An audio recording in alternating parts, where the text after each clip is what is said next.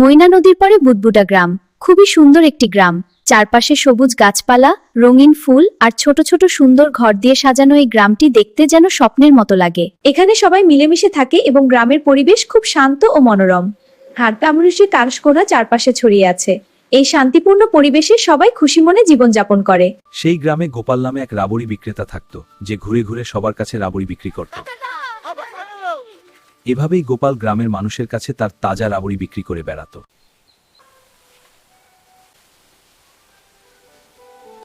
রাবড়ি নেবেন? রাবড়ি, ভালো রাবড়ি আছে।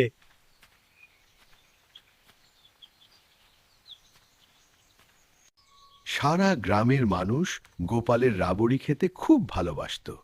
যে একবার খেত তার মুখে সেই স্বাদ লেগে থাকত।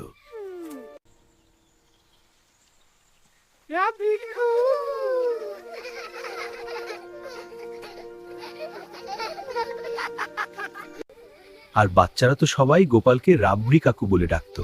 গোপালও খুব খুশি হতো।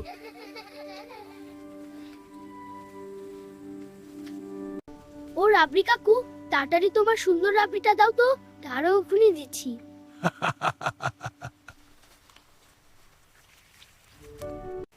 এভাবে করতে করতে সারা বুদবুদা গ্রামে গোপালের নাম ছড়িয়ে পড়ল রাবড়ি কাকু নামে। এভাবেই রোজ গোপাল সন্ধ্যা নামার আগেই সব রাবড়ি বিক্রি করে বাড়ি চলে যেত।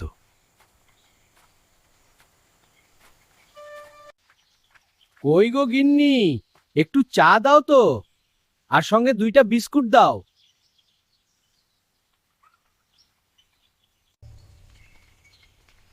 কি গো, তুমি আজকে এত তাড়াতাড়ি চলে এলে? এখনো তো সন্ধ্যা হয়নি। আমার সব রাবড়ি বিক্রি হয়ে গেছে। এ তুমি কি বলছো?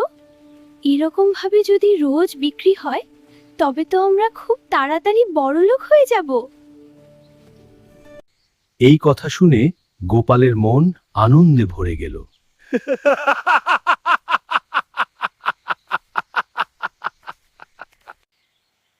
সত্যিই কি আমি খুব তাড়াতাড়ি বড়লোক হব? তাহলে তো আমার বাড়ি, জমি সবই হবে।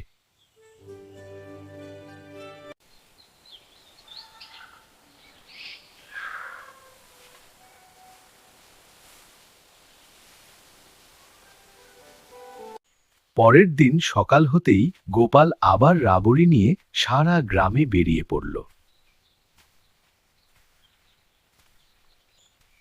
ভালো রাবড়ি নেবেন? ভালো রাবড়ি।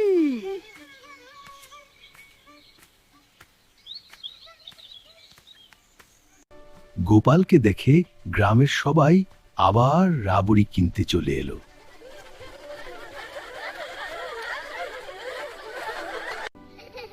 রাবড়ি কাকু, তোমার সেই সুন্দর রাবড়িটা দাও, আবার খাবো। কি মজা! আজকেও গোপালের সব রাবড়ি তাড়াতাড়ি বিক্রি হয়ে গেল, আর গোপাল খুব মনের আনন্দে বাড়ি চলে গেল।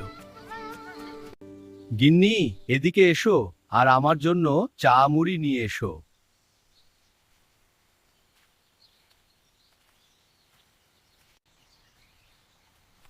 গোপাল, তোমার জন্য চামুড়ি নিয়ে এলাম।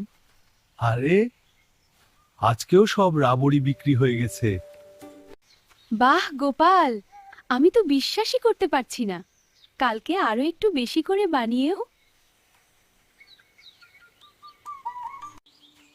হ্যাঁ, কালকে আরো বেশি করে বানাবো। হ্যাঁ, আজকে 500 টাকা লাভ হয়েছে। আগে তো 200 টাকা ইনকাম করাও কঠিন হয়ে যেত।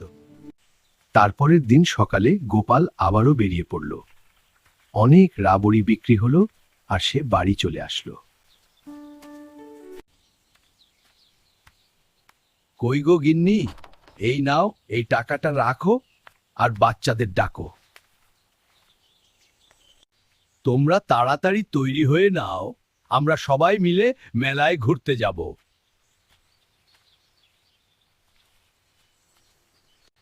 আমি যদি রোজ এরকম ইনকাম করি, তাহলে আমাদের ভালো করে খেয়ে দিয়ে চলে যাবে। পরের দিন সকালে গোপাল আবার রাবড়ি নিয়ে বেরোলো।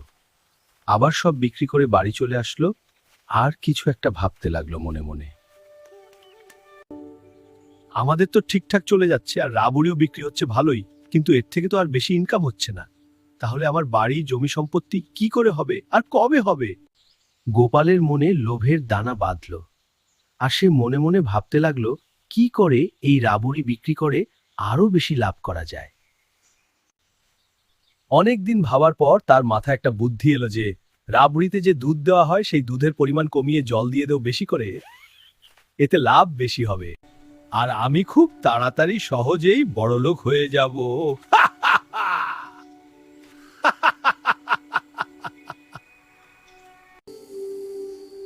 গিন্নি, আমি খুব তাড়াতাড়ি বড়লোক হয়ে যাব।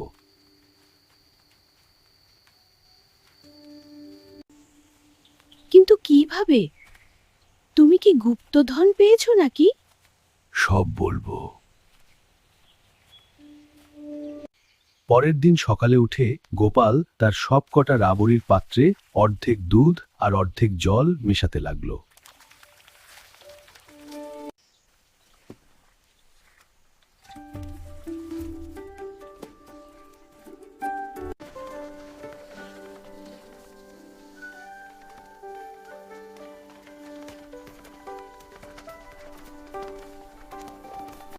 গ্রামের সবাই আনন্দের সহিত গোপালের কাছ থেকে রাবড়ি কিনল সব।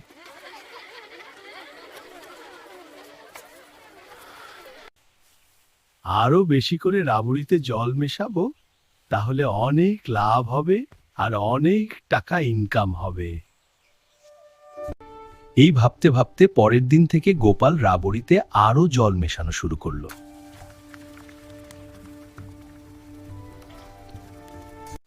বেশ কিছুদিন এরকম ভাবে চলার পর গোপালের রাবড়ির বিক্রি ধীরে ধীরে কমতে লাগলো আর গোপাল দুঃখী হতে থাকলো। আরো কিছুদিন পর গোপালের আর একটাও রাবড়ি বিক্রি হলো না। গোপাল কাঁদতে কাঁদতে একটা গাছের নিচে এসে বসলো। তুমি কাঁদছো কেন? কি হয়েছে তোমার? গোপাল উত্তরে সবটা তাকে বলল। তুমি যেমন করেছো তার ফল পেয়েছো। ভগবান তোমার সাথে সেটাই করেছেন যেটা তুমি অন্যদের সাথে করেছো। তোমার লোভই তোমাকে শেষ করেছে। এই কথা বলে সাধু বাবা ওখান থেকে চলে গেলেন আর গোপাল বুঝতে পারল যে সে লোভে পড়ে ভুল করেছে।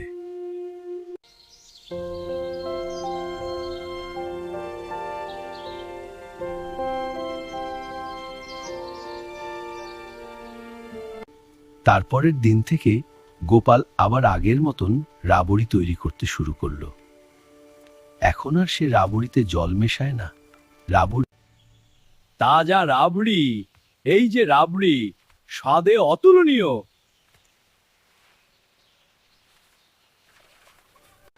কিছুদিনের মধ্যে সে আবার সারা গ্রামে রাবড়ি বিক্রি করতে লাগলো আর রাবড়ির স্বাদের প্রশংসা পেতে লাগলো। বন্ধুরা, এই গল্পটা থেকে আমরা শিখলাম যে লোভের থেকেও সততা অনেক বড়।